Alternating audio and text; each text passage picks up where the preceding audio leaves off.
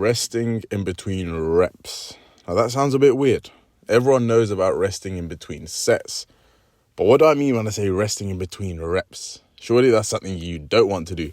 Well, actually, this is something that I've been doing my entire lifting career intuitively, without even thinking about it. And I actually think there's benefit, and I would always promote taking a little rest in between reps. A little sort of 1 second, not even 1 second, like a half-second breather in between reps, especially on compound lifts and especially towards the end of your set when the reps get really tough, right? So I do this basically on more or less every lift, but it's especially prominent on leg training. So you will see in today's clips from today's leg session, we got leg press, a couple stiff leg deadlift clips.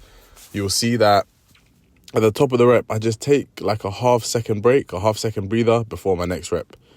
Now, what is my rationale? Why do I do this? I do this for a couple reasons. Number one, to eliminate the cardio demands of an exercise. When I'm doing leg press reps, the goal is to stimulate my quads to build muscle in the quads. The goal isn't to get my heart rate up. It's not to improve my cardiovascular capabilities. They're all secondary. The main goal is to get as much work on my quads as possible. And so if I was to do continuous reps in which I just go rep after rep after rep, I'm going to gas out. Simple as that. You're going to gas out. And you can improve your cardio and your work capacity all you want. But I don't think you'll ever get to that point where you'll be able to do like an actual hard set of leg press with zero cardio demands. Like there will always be a cardio demand when it comes to training legs especially, and just, compound movements in general. And so by taking a little break in between reps, it just diffuses the amount of cardio needed to do the set, which is perfect because that will allow you to then get 2 or 3 extra reps, which is exactly what you need for your quads.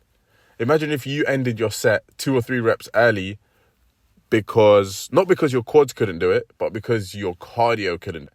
Now that would suck, right? That'd be stinky. So we don't want to do that. So I always promote just a little half-second breather in between reps, especially towards the end of the set, just so your cardio demands aren't limiting you back. Reason number 2 I do this now is to eliminate and diffuse the pump, or should I say the buildup of lactic acid.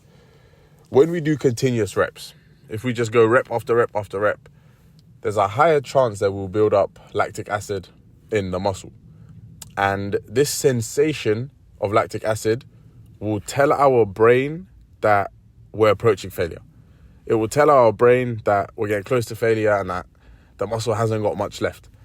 And I found in my experience, this is wrong. The buildup of lactic acid wrongly tells our brain and wrongly gives the signal that we're done and that we can't do any more. But what I've found is if I just take a little breather in between my reps, it slows down the buildup of lactic acid. And as a result, my brain isn't getting those signals and my brain isn't getting told like, oh yeah, we're done, or we're approaching the end of the set, or yeah, our legs are fried now, the buildup is there, the pump is there, we can't do any more reps. Like, no. I don't get any of those messages. Or shall I say, I don't get them to that strong of a degree. And so what I'm able to do is squeeze out another 2 or 3 reps. I'm able to go for a couple more really hard and really slow reps. And we know that it's the really hard and really slow reps that grow the most amount of muscle. They're the ones in which there's the most mechanical tension. They're the ones in which there's the most tension on the muscle. They're the ones in which the target muscle is getting pushed to failure. And so when it comes to bodybuilding and getting huge, our goal is to get the target muscle to failure and produce a lot of mechanical tension. Our goal is not to increase our heart rate or our cardio demands. Our goal is not to see how much of a hard ass we are and how much lactic acid and pump build up and burn sensation we can fight through. Like, no, those 2 things aren't our goal. Our goal is to just produce as much force and as much mechanical tension as possible. And I found that taking a little breather in between reps just allows us to do that. Now, of course, the question then comes up, how long do you rest in between reps? Is this something you should time? Should you count, 1 second in your head? No, I found that you shouldn't time or be, for lack of a better term, you shouldn't be anal about this. You shouldn't overthink it and go into mad detail and track your rest times in between reps. Just do it intuitively. In the same way that we're always told to control the eccentric, when you control the eccentric, you never count how long down you go down for. It's not like 3 seconds on the way down, Mike Israel style. Like, no, we're never there counting how long on the way down. But we just know, we just have like a rough average of how long we take on the eccentric when we lower the weight. You want to apply the same sort of principle here for when it comes to resting in between reps. Just sort of a standard one breath. Don't bother counting it. Don't bother tracking it. Don't overthink it. Just sort of a standard one breath. Now, of course, there will get to a point where you probably rest a little bit too much in between the reps. And this will especially happen when you're chasing a certain rep goal. So let's say last week you got 9 reps and this week you're telling yourself you want 10 reps. It is more likely that you rest longer in between the 9th and the 10th rep just so you definitely get the 10th rep. Now, that's not bad in and of itself. As long as you're aware of it, that's fine. But this is also where having a coach to overlook your training footage and or just recording your training footage and being honest with yourself becomes very, very handy. It really comes into play to rewatch your sets and think, oh, you know what? I kind of rested a little bit longer in between reps there. Which, watch this now. This is how I know my videos actually make sense, because watch this now.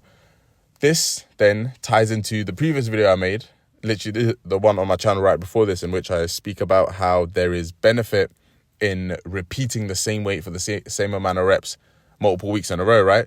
So this is where it ties in with that, because now what you can do is, let's say you've hit a certain weight for a certain reps, let's just say 80 kilos on the bench press for 10. What you can then do is you can repeat that same 80 kilos for 10 the following week, but this time focus on a little bit less of a rest in between reps.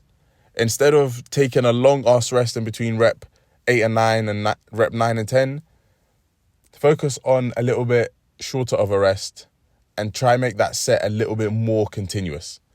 The goal should be to get the set as continuous as possible, because simply put, continuous sets display the most amount of strength and muscle. Like if you can do a certain weight for 10 reps continuous, just rep after rep after rep, you're probably stronger and you probably have more muscle than the guy who can do the same 10 reps, but he's got to take a little breather in between reps, right? So the goal is to try and get the set as continuous as possible, but still, if it's your first time touching a weight, take those breaks in between reps. So essentially what I'm saying is, if you do take a little break in between reps, like I do in these clips, then there absolutely is benefit and utility to then repeating that same weight for the same reps the following week and just focusing on cutting the rest in between reps a little bit shorter. Let me know your thoughts on resting in between reps in the same way that I do in all these clips here.